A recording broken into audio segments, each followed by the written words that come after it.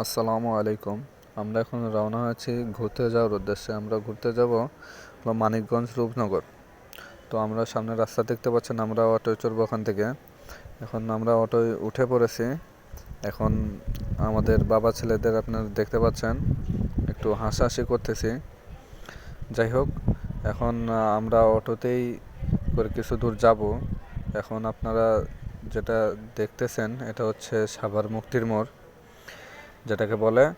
তারপরে একটু পার হব, পার হয়ে এখন এই যে আপনারা দেখতে পাচ্ছেন এটা হচ্ছে অধরচন্দ্র স্কুল অ্যান্ড কলেজ।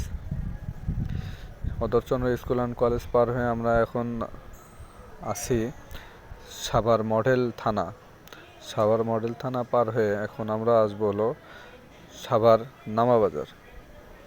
তো আমরা যাচ্ছি ধীরে ধীরে। এখন আমরা প্রায় কাছাকাছি এসে পড়েছি। আমরা কাছাকাছি আসছি। এটা হচ্ছে সাভার কাঠপট্টি যেটা বলে। তো আমরা এখন কাঠপট্টি পার হয়ে আমরা এখন নেমে পড়ব। তো ধীরে ধীরে আসলাম, এই নামার পর্যায়ে এসে গেছে। আমরা নেমে পড়লাম। নেমে পড়ে এখন আমরা ভাড়াটা দিয়ে দেব অটোওয়ালা মামানে। আচ্ছা, ভাড়াটা দিয়ে দিলাম। দেওয়ার পরে আমরা এখন রওনা হব ঘাটে, কারণ আমাদের ওখানে যেতে হবে নদী পার হয়ে। আমরা এখন বাজারের ভেতর দিয়ে, কাঁচা বাজার, এই কাঁচা বাজারের ভেতর দিয়ে আমরা ধীরে ধীরে বাজারের অলিগলি পেরিয়ে আমরা এখন ঘাটের দিকে যাচ্ছি। তো এখানে দেখতে পাচ্ছেন টাটকা শাকসবজি যেটা নদীর ওপার থেকেই চলে আসে এখানে বিক্রি করার জন্য। তো আমরা এখন বাজার অতিক্রম করতেছি। তারপরে আমরা এই যে নদীর কাছাকাছি এসে পড়ছি।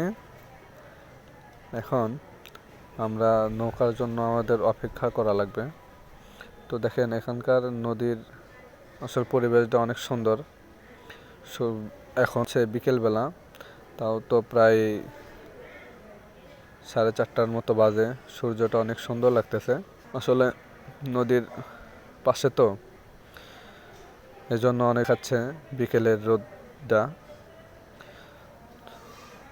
তো এখান থেকে কিছু ভিডিও নিয়ে নিলাম সূর্যের, ভালোই লাগতেছে, একটু অন্যরকম ফিল পাওয়া যাচ্ছে।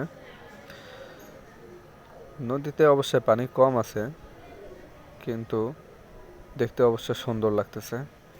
তো আমরা এখন নৌকা পার হয়ে গেলাম, ভিডিওটা দেখাতে পারলাম না।